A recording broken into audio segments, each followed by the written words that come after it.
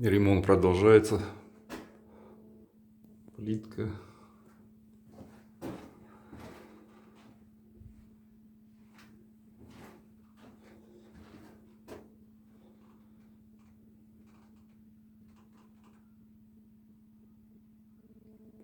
Кстати, квартира будет на продажу. Так что, если что, пишите, может быть, в Ейске кому-то нужна будет такая.